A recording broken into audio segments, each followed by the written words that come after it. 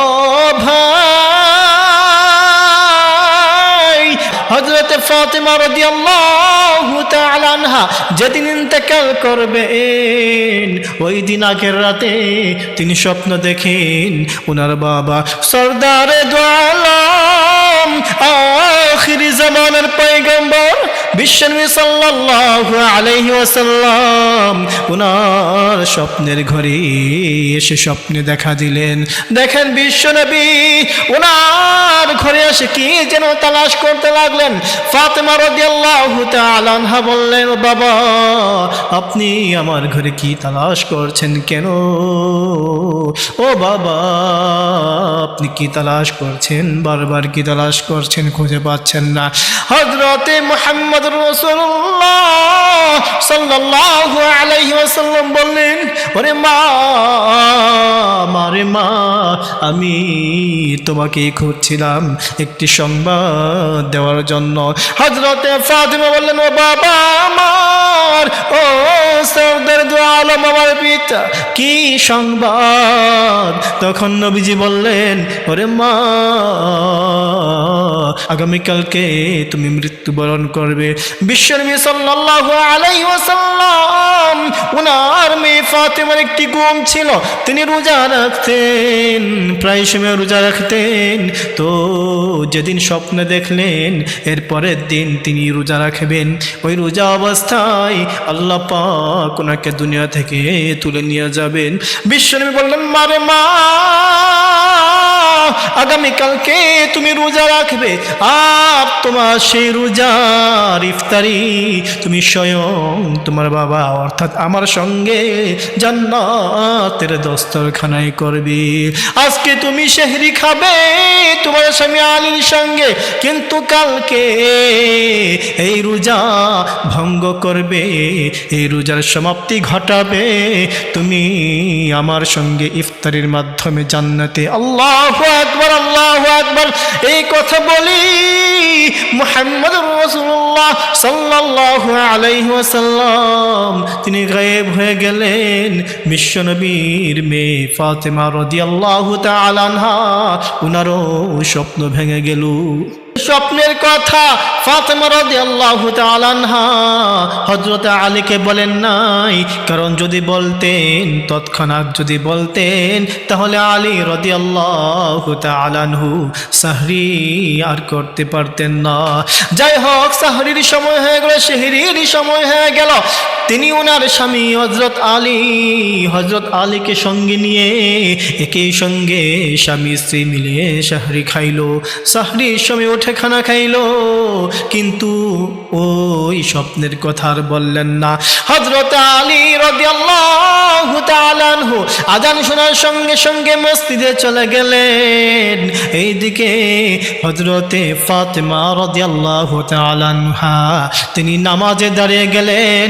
ওনার যায় নামাজে দাঁড়িয়ে নামাজ কমপ্লিট করার পর উনি ওনার রান্নাঘরে চলে গেলেন কয়েকটি কাজ করার জন্য। নাম্বার 1, হযরত হাসান হুসাইন রাদিয়াল্লাহু তাআলা আনহুমা ওনাদের কাপড়গুলো যেগুলো ময়লা হয়ে গিয়েছিল, অনেকগুলো কাপড় একটি বালতিতে ভিজিয়ে রাখলেন। নাম্বার 2, সেটি হচ্ছে আগুনে বড় একটি পাতিলে পানি গরম করতে লাগলেন। নাম্বার 3, বড় একটি পাত্রের মধ্যে অনেকগুলো আটা তিনি খামিরা তৈরি করতে লাগলেন রুটি বানানোর জন্য।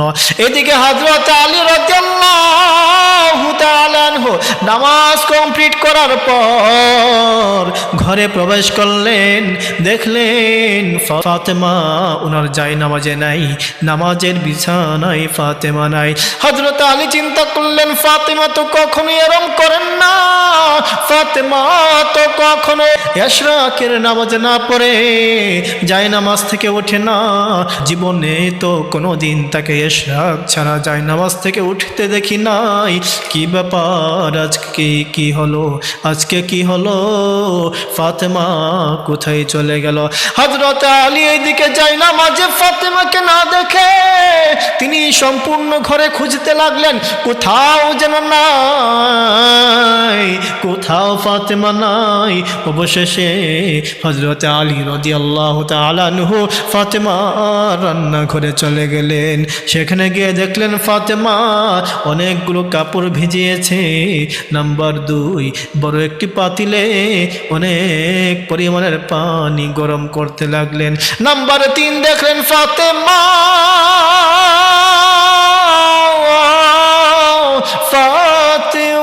রাদিয়াল্লাহু তাআলা আনহা অনেকগুলো আটা দিয়ে রুটি বানানোর জন্য প্রস্তুতি গ্রহণ করলেন, যা 3 দিনেও খেয়ে শেষ করা যাবে না।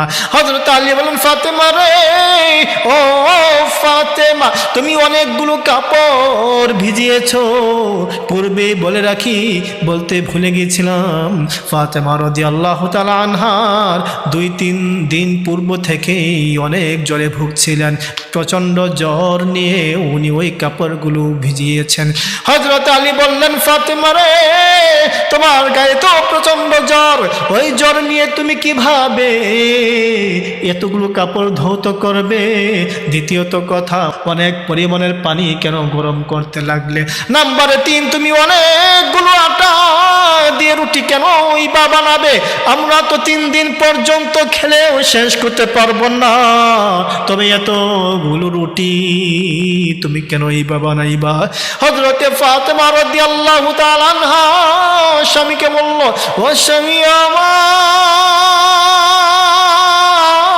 আমার, স্বামী আমার, আমি গতকাল রাতে স্বপ্ন দেখি আমার বাবা সরদারে দু আলম বিশ্বনবী সাল্লাল্লাহু আলাইহি ওয়াসাল্লাম তিনি রাতে এসে কি যেন খুঁজতে লাগলেন আমার ঘরে। আমি বললাম, বাবা আপনি কি খুঁজছেন? বাবা আপনি কি খুঁজছেন? আমার বাবা বলল, মারে মা, আমি তোমাকে খুঁজতেছিলাম একটি সংবাদ দেওয়ার জন্য। সেই সংবাদ হলো, আগামীকাল তুমি তোমার স্বামীর সঙ্গে আলীর সঙ্গে সাহরি খাবে, সেহরি খাবে ঠিকই, কিন্তু তুমি ইফতার করবে তোমার বাবার সঙ্গে, অর্থাৎ আমার সঙ্গে, জান্নাতের দস্তরখানায়। আল্লাহু আকবার, আল্লাহু আকবার। এই কথা শোনার পর আর বাকি রইল না, আলী কান্না শুরু করে দিল। আলী কান্না করতে লাগলো, হাউমাউ করে কান্না করতে লাগলো। আলীর কান্না করে দেখে ফাতেমা রাদিয়াল্লাহু তাআলা আনহা উনিও আর ঠিক থাকতে পারলেন না, উনিও ঝরে কান্না শুরু করে দিল। স্বামী স্ত্রী মিলে কান্না করে, স্বামী স্ত্রী মিলে কান্না করে। ওইদিকে হাসান আর হুসাইন রাদিয়াল্লাহু তাআলা আনহুমা ওনারা বাহিরে খেলতেছিলেন। হঠাৎ করে খেলতে খেলতে ঘরে এসে প্রবেশ করলেন। দেখে মা কান্দে, বাবাও কান্দে রে, মা কান্দে, বাবাও কান্দে। উভয়ে কান্না করে তারা উভয়ে বাবার কাছে যায়। বাবাও কিছু বলে না, মার কাছে যায়, মাও কিছু বলে না। আবার বাবার কাছে যায়, বাবাও কিছু বলে না। অবশেষে মা বলে, বাবারা তোমরা আমাদেরকে বিরক্ত করো না, তোমরা তোমাদের নানা ভাইয়ের কাছে চলে যাও।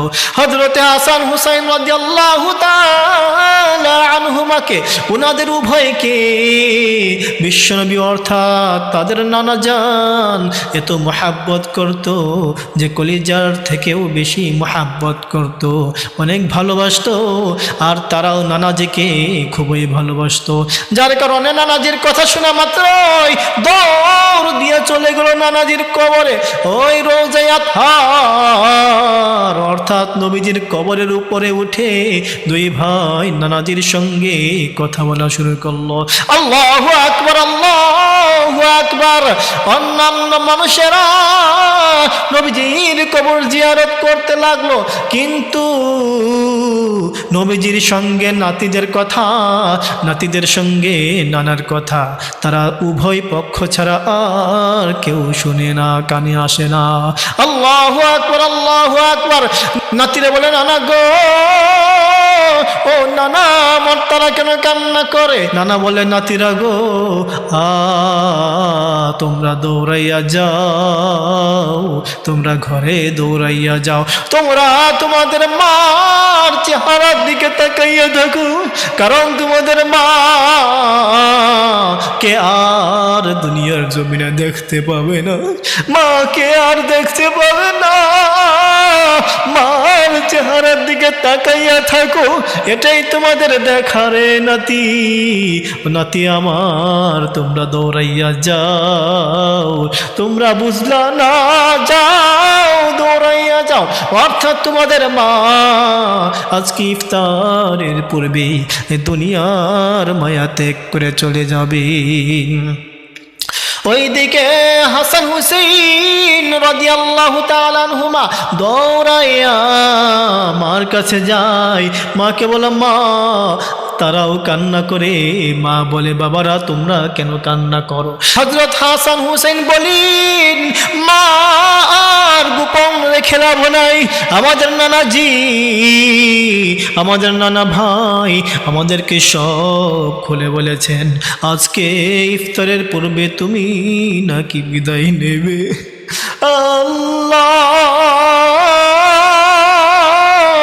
আল্লাহু আকবার, আল্লাহ। এদিকে সবাই কান্না করে, মাও কান্নে, মাও কান্না করে, ছেলেরাও কান্না করে। এদিকে মা বলে, বাবা হাসান রে, তুমি তোমার বাবা আলীকে গিয়ে বলো আমার সঙ্গে একটু দেখা করতে।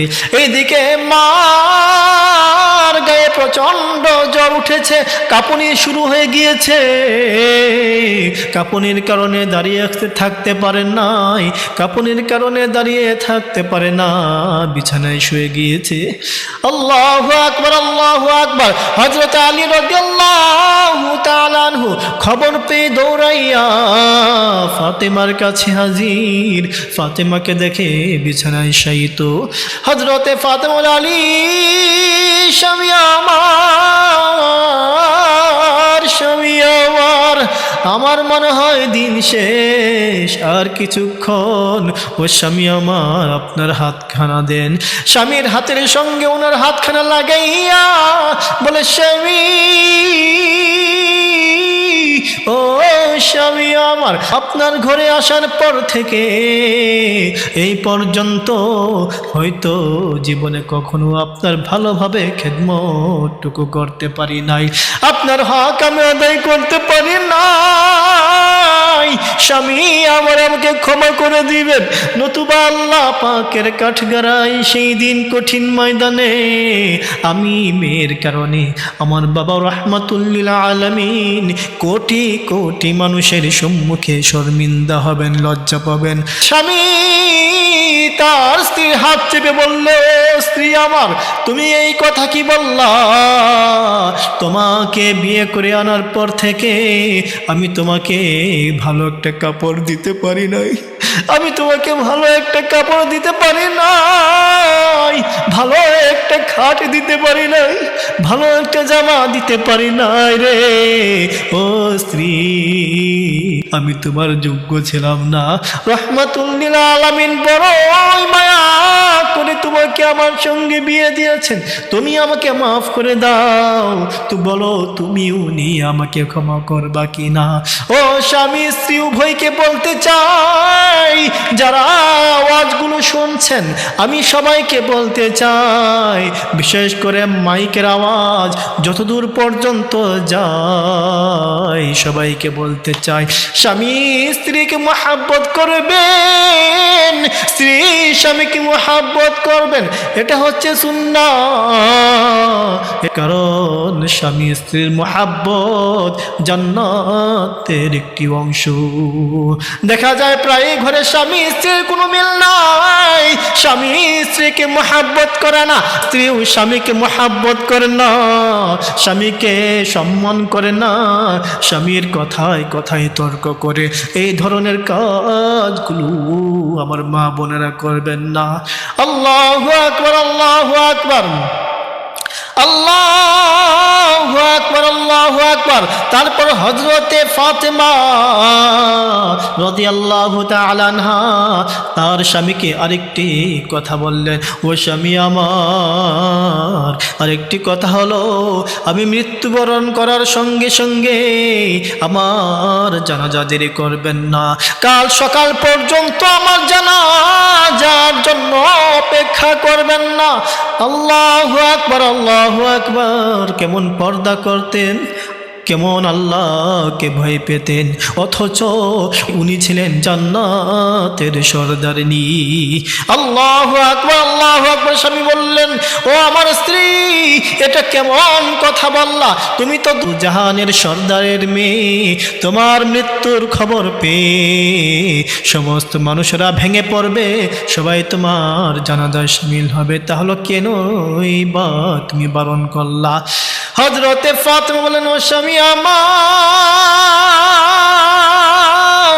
ও স্বামী আমার, আমি জীবিত থাকা অবস্থায় কেউ আমাকে, কোনো পরপুরুষ আমাকে দেখতে পারে নাই। আমি মৃত্যুবরণ করার পরে আমার এই লাশটাকে, লাশের গঠনকে দেখবে, যদিও আমাকে তারা দেখতে পারবে না, আমি সাদা না কালো, কিন্তু তারপরেও উপর দিয়ে কাফনটাকে দেখে তারা করবে, নবীজের মেয়ে এতটুকু লম্বা ছিল, আলীর স্ত্রী এতটুকু লম্বা ছিল,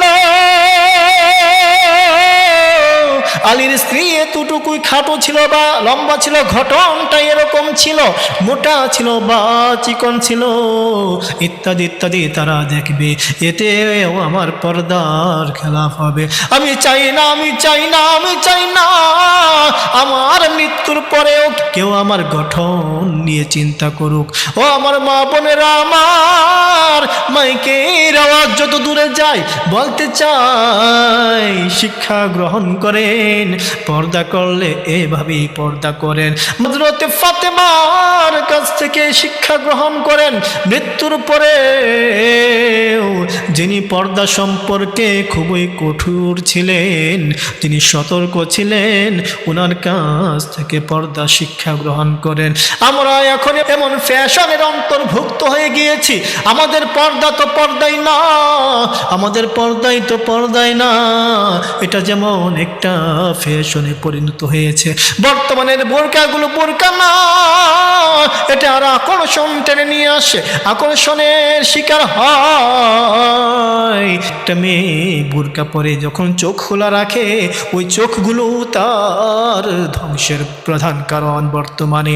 ও মা বোনেরা, আমার সতর্কতা অবলম্বন করুন, বেশি বেশি রোজা রাখার চেষ্টা করুন।